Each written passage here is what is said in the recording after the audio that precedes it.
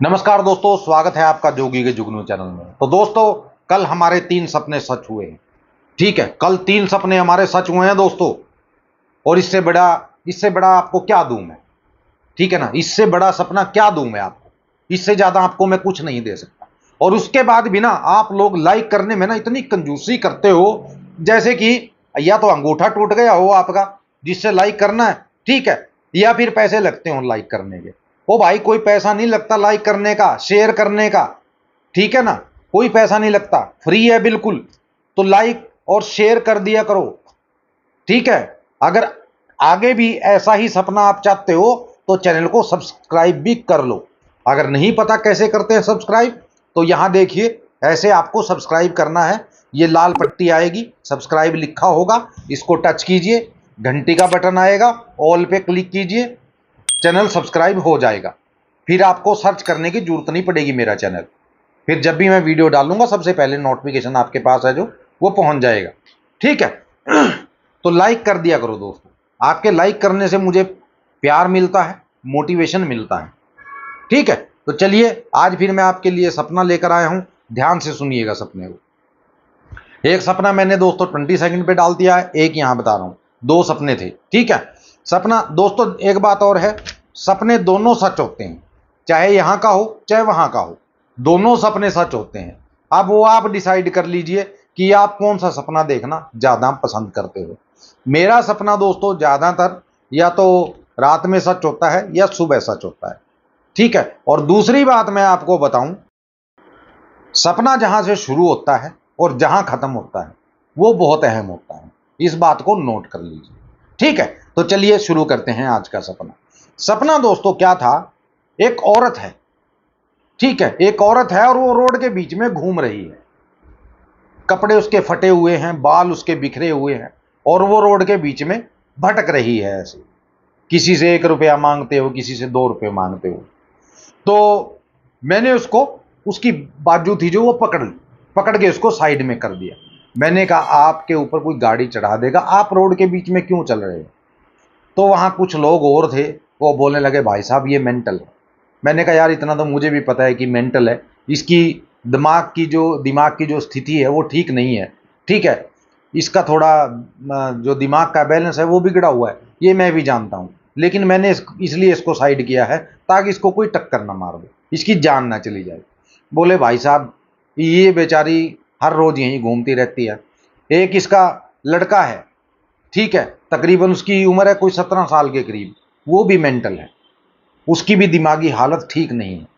मैंने कहा यार और कौन है इसके घर में?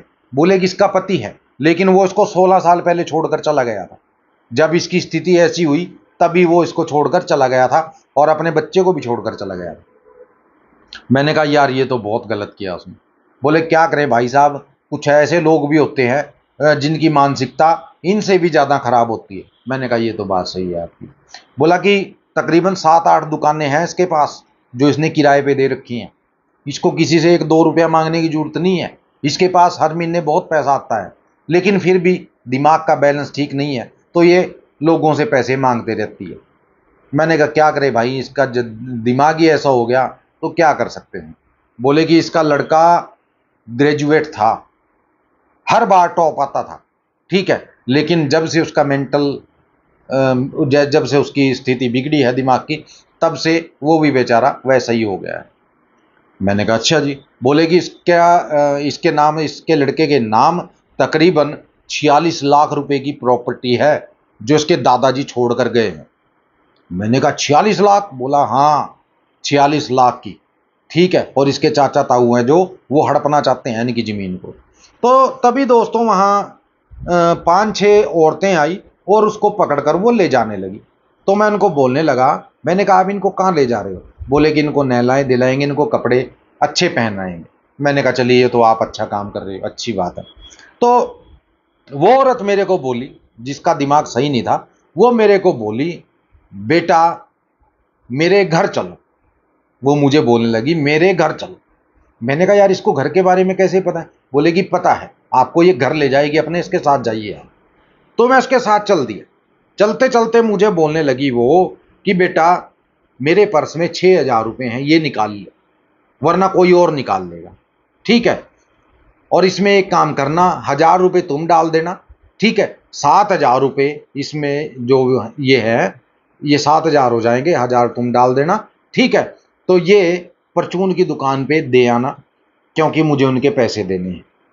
मैंने कहा जी मैं कोई बात नहीं, दे आऊंगा, कोई बात नहीं। उनको बोलना कि ये 27 दिन का हिसाब किताब है, बाकी का हिसाब किताब मैं बाद में करूंगा।